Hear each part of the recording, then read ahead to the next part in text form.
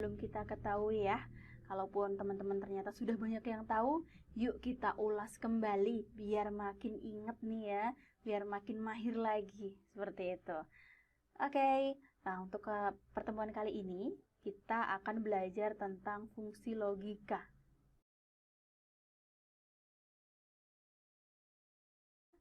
Jadi, fungsi if atau fungsi logika ini adalah salah satu fitur pada Microsoft Excel yang fungsinya berguna untuk melakukan uji logika pada nilai tertentu, ya. Spesialis untuk melakukan uji logika nih teman-teman. Nah, di sini kondisinya adalah jadi if ini atau fungsi logika ini menghasilkan suatu nilai. Jika nilai yang kita tentukan untuk dievaluasi itu terpenuhi, maka dia disebut true. Tetapi jika nilai yang dilakukan uji logika tersebut tidak terpenuhi, maka dinyatakan false. Nah, ini ya, dikatakan true jika benar atau kondisi terpenuhi. Dikatakan false jika salah atau kondisi tidak terpenuhi. Nah, untuk melakukan pengerjaan rumus atau fungsi logika, tentunya kita nanti menggunakan beberapa tanda atau operator perbandingan ya teman-teman ya. Yaitu sebagiannya adalah sama dengan, lebih dari, kemudian lebih dari sama dengan, kurang dari sama dengan, dan lain-lain ya. Kita nanti langsung praktek aja biar makin paham ya. Nah, sebelum kita praktek, saya berikan sedikit gambaran ya bagi mungkin teman-teman yang masih belum terbiasa dengan fungsi logika. Nah, di sini saya ada tabel berisikan 4 kolom ya teman-teman ya. Kolom nomor, nama, nilai, dan keterangan. Kita di sini diminta untuk mengisi pada bagian kolom keterangan, di mana keterangan ini diisi dan didapat dari keterangan di bawah ini. Jika nilai lebih dari 70, maka lulus. Jika nilai 0 sampai 70, maka tidak lulus. Nah, ini tadi yang dikatakan true dan false. Yang bagian atas yang lulus ini berarti true, kemudian yang bawah ini false karena tidak memenuhi syarat, seperti itu. Mungkin ada yang usul kayak gini, Kak, kenapa sih kita nggak isi manual aja? Kan ini enak ya. Oh, 85 berarti nanti dia lulus. 70 berarti dia nanti nggak lulus.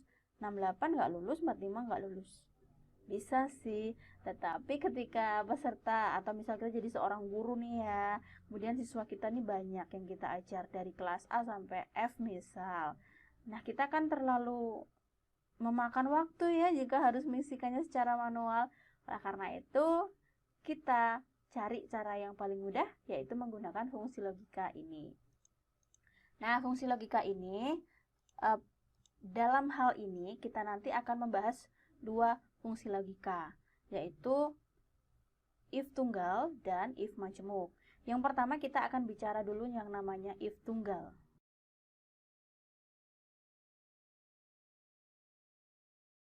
Dikatakan if tunggal apabila kriterianya hanya terdiri dari sedikit kriteria, misal hanya 2 kriteria. Yang disebut kriteria itu yang mana sih, Kak? Jadi begini, ketika tadi dikatakan lulus dan tidak lulus, nah itu kriterianya. Kriteria pertama lulus, kriteria yang kedua tidak lulus. Itu kriteria ya. Oke, kita langsung ya. Di sini saya punya kasus ya. Ada tabel berisikan nomor, nama, jenis kelamin, dan keterangan. Nah, dalam hal ini nanti yang akan saya deskripsikan pada keterangan adalah berasal dari kolom D, yaitu jenis kelamin. Maunya seperti apa sih? Coba kita lihat ya. Ketentuannya begini, jika jenis kelaminnya L, maka laki-laki, kemudian jika B adalah perempuan. Nah, kita langsung tuliskan pada rumus saja ya. Sama dengan if, jika apa? Jika jenis kelamin sama dengan, kenapa pakai sama dengan? Karena huruf. Kalau ini angka, biasanya masih pakai tanda kurang dari, lebih dari gitu teman-teman. Nah ini, jika jenis kelamin tanda petik P. Kenapa diberikan tanda petik atau tanda kutip? Karena yang kita deskripsikan itu bukan angka, melainkan huruf atau teks. Jadi, selain angka itu harus diberikan tanda kutip. Gitu ya. Jika jenis kelamin sama dengan P, maka, nah di sini saya pakai tanda titik koma. Penentuan tanda ini disesuaikan dengan perangkatnya masing-masing. Nah, teman-teman bisa melihat pada rumus yang keluar kecil di bawah nih, teman-teman. If logical test. Nah, kebetulan punya saya munculnya titik koma. Nanti ada juga yang pakainya tanda koma. Jika pada perangkat teman-teman menggunakan tanda koma, silahkan konsisten menggunakan tanda tersebut. Gitu ya. Lalu petik lagi apa? Jika jenis kelamin sama dengan P, maka perempuan. Tuliskan gini ya teman-teman ya. Sorry, bentar ya. Aduh. Kemudian titik koma lagi. Ini satu if kan selesai. Jika jenis kelamin sama dengan P, maka perempuan. Lalu if yang kedua, ini teman-teman nggak perlu menjabarkan lagi. Cukup langsung menuliskan kriterianya saja atau kondisinya saja ya. Laki-laki. Karena hanya dua, jadi yang satunya boleh disingkat aja. Kalau pengen menjabarkan berarti pakai dua if teman-teman. Nah, mohon maaf, saya ulangi ya, tadi ke enter soalnya. Jika jenis kelamin sama dengan P, maka perempuan. Selain itu, laki-laki. Perhatikan tanda-tanda yang tadi saya pakai ya. Tanda kutip, kemudian tanda titik koma, dan ini disesuaikan dengan perangkatnya teman-teman masing-masing.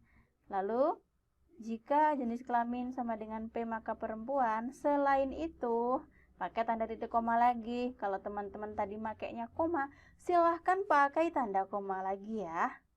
Selain itu, laki-laki. Oke, tekan enter. Untuk menjawab pada bagian yang lain, teman-teman cukup double klik aja.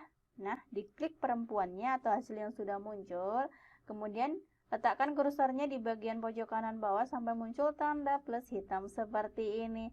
Lalu silakan di double klik saja. Sekarang teman-teman cek apakah hasilnya sesuai atau belum. P perempuan, laki-laki. Oke, ternyata sudah benar.